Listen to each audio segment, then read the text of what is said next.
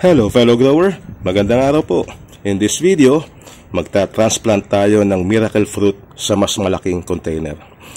Itong miracle fruit ko dito ay seedling. Pinasibol ko ito galing sa buto at right now ay around 2 years na siya dito sa 1 gallon capacity container na ito. So medyo mabagal na rin yung kanyang paglaki, kaya naman ililipat ko siya sa mas malaking container. Ang paglilipatan ko sa kanya ay itong container na ito. Itong container na ito around siguro 5 to 6 gallon capacity ang laman ditong container na ito. So example, ito yung 4 gallon capacity na timba. Pasok na pasok sa kanya, oh. Ganyan kalaki yung paglilipatan ko dito sa aking miracle fruit seedling. Ito nga parang miracle fruit na ito, kung tawagin din sa atin, ay magic fruit.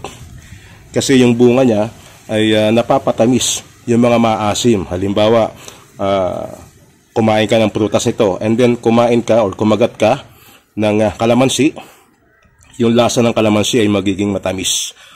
Kaya siya tinawag na miracle fruit or magic fruit dito naman sa atin. Ililipat ko siya sa mas malaking container kasi itong miracle fruit ay medium size na puno. Lumalaki ito hanggang around 15-18 feet. Around 5 meters ang taas nito pagka talagang itinanim mo sa lupa. Pero dahil nasa container siya, ay pigil yung kanyang paglaki.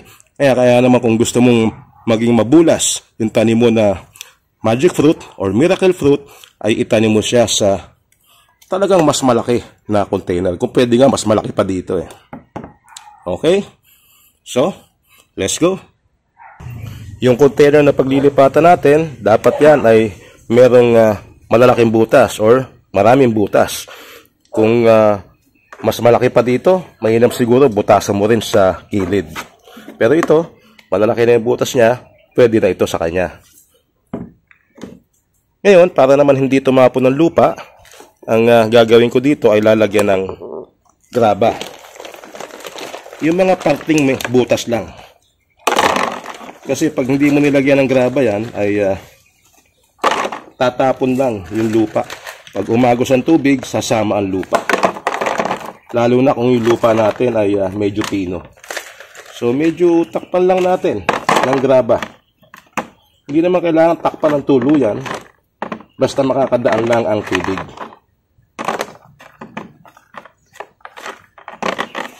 Gaya yan. Alright. Yan. May cover na.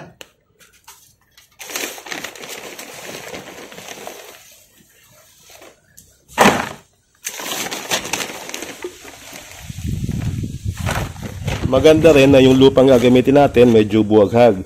So kagaya nito, may nakikita kang puti-puti, yun po ay pumice. Kahit naman ordinaryong lupa ay po pwede dito sa miracle fruit.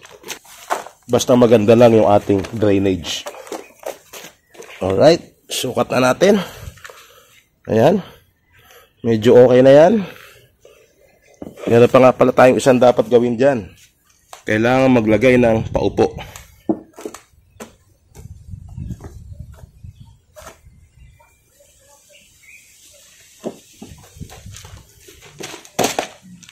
Ang paupo na gagamitin ko dito ay triple 14 fertilizer. So mga 2 kutsara lang ikakalat. Pwede na yan.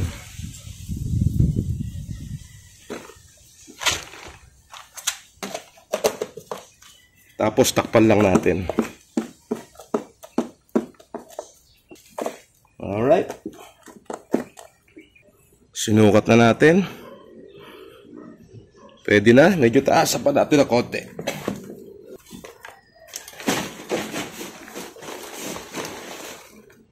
Ito nga palang miracle fruit. Ilang taon na rin ako nag-aalaga nito. Namatay na yung aking mother plant. At itong seedling ang naiwan na nabuhay. Isang napansin ko sa pag-aalaga nito, ayaw niya ng laging basa ang lupa. Pagka nakita mo na yung dulo ng kanyang dahon ay natutuyo, ibig sabihin niya nasosobrahan na yan ng tubig. So, madali siyang mamatay pag laging basa yung kanyang lupa.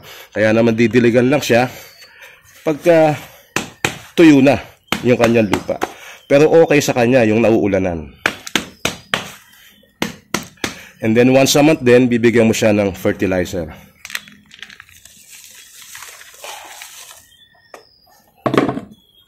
So, ito. Nasa ilalim na rin yung ugat niya. Hindi pa naman siya root bound. Pero, ayan, nasa ilalim na. At nahuhold niya na yung lupa. Ayan, buo na nating natanggal. Ayan. Gitna lang natin.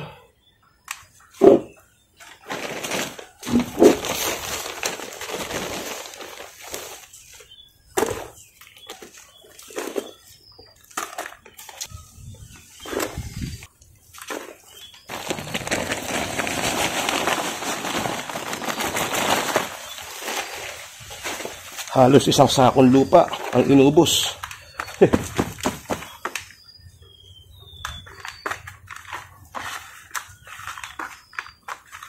Yan. Itong lupa ko dito, moist na ito, malamig sa kamay. Ayan, medyo basa na rin siya, kaya hindi ko nadidiligan. Yung pagkakabaon naman, kung ano lang dating pagkakabaon, yun lang ang susundin natin. Huwag na nating ibaon pa ng mas malalim yung kanyang tangkay dahil baka mabulok. Alright. Dagdagan pa natin ng konti. Malalim yung gilid. Yan.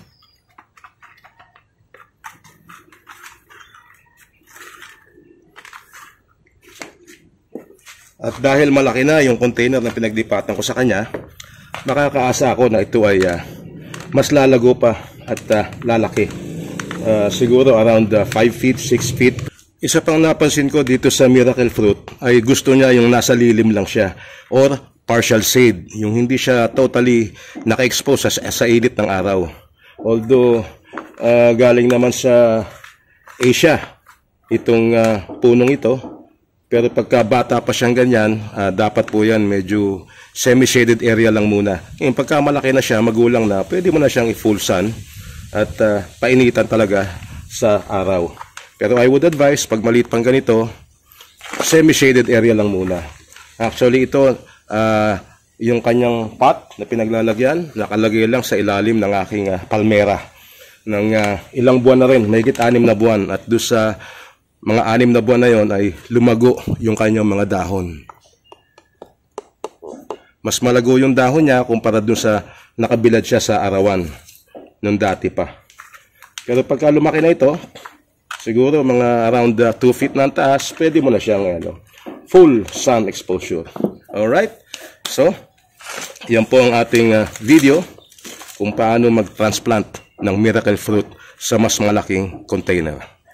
Maraming salamat po sa panonood and hope to see you in my other videos. Bye-bye!